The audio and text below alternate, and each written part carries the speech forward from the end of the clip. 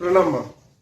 माँ, आपके पास जो आध्यात्मिक यात्रा के लिए जिज्ञासु आते हैं या आना चाहते हैं, क्या उनको कुछ मार्ग में आप सहायता कर सकती हैं?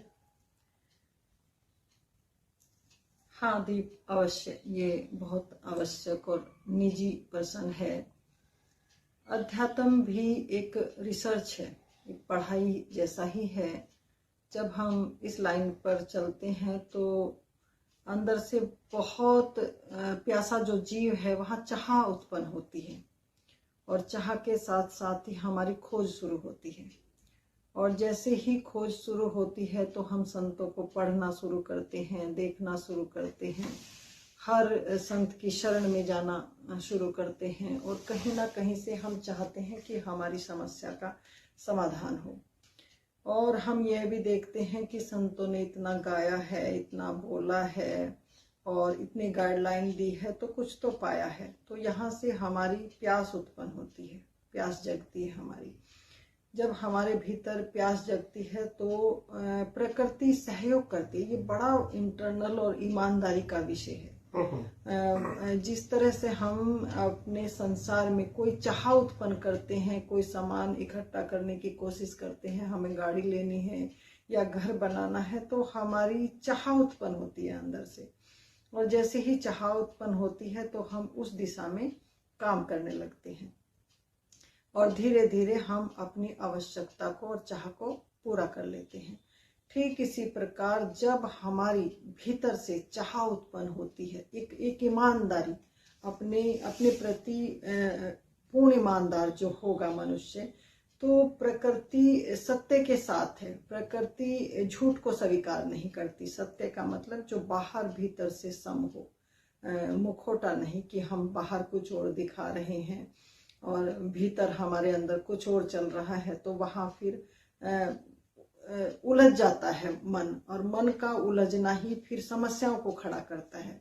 तो जैसे ही हमारे अंदर कोई बहुत प्योर शुद्ध डिमांड पैदा होती है तो प्रकृति प्रेम करती है, हमें बहुत ज़्यादा प्रेम करती है, और हमारी मदद करने के लिए किसी ऐसे, क्योंकि सब ही प्रकृति का हिस्सा है, प्रकृति से बाहर कुछ नहीं है। पशु पक्षी, पेड़ पौधे, पत्ते, नदी, पहाड़, सब ही प्रकृति का एक हिस्सा है।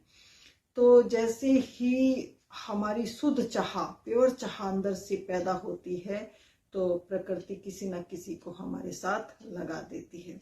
तो वहां से हमें संत पुरुषों का सानिध्य, सत्संग मिलता है, ताकि हम उस दिशा में अपने जीवन को गति दे सकें, अपने जीवन को उधर ले जा सकें। लेकिन आजकल क्या हो गया है, इतना छोड़ा है संतों ने तो, और इतने ग्रुप खुल गए हैं और जगह जगह से हम इकट्ठा कर रहे हैं, तो हम भ्रमित हो गए हैं कहीं ना कहीं।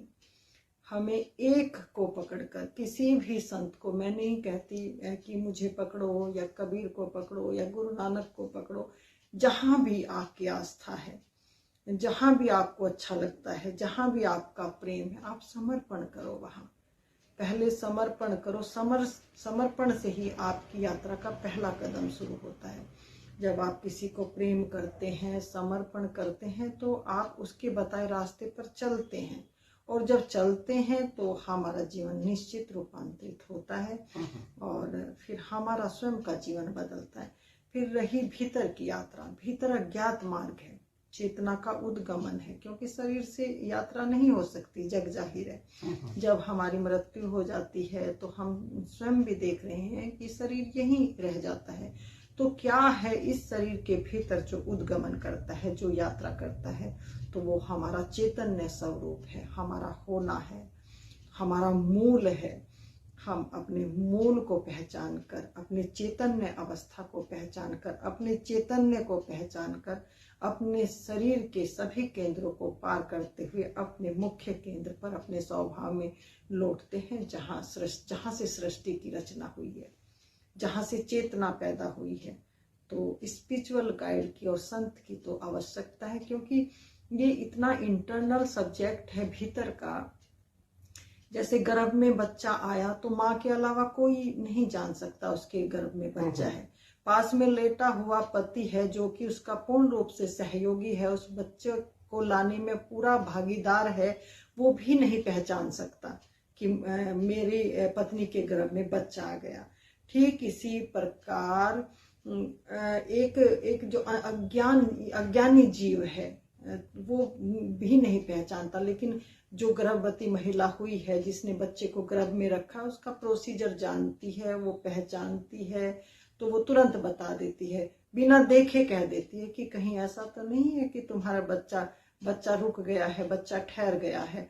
तो अध्यात्म भी ठीक इसी तरह से है। जो इस मार्ग के राजदार हैं, राहगीर हैं, उन्हें एक एक कदम का पता है कि कहाँ मनुष्य उलझ रहा है और कहाँ से सुलझेगा। तो स्पिरिचुअल लाइन में गाइडलाइन की तो आवश्यकता अति आवश्यक है। मेरा भी अगर कहूँ तो मेरी भी सहायता हुई है, और मेरे जो पूर्ण संत थे, संत सतगुरु तत्वबोधि संत थे, जो बचपन में मुझे 1-2 साल की उम्र में ही मिल गए थे, और मेरा अध्यात्म तो पहले दिन से ही माँ की गोद से ही शुरू हो गया था। इस पर मैं कभी विस्तार से चर्चा करूंगी। तो गाइडलाइन की तो जरूरत है, कहीं से भी आप ले लो तो रास्ता बहुत आसान और सरल हो जाता है। ओके माँ, थैंक यू माँ। ओके, धन्यवाद।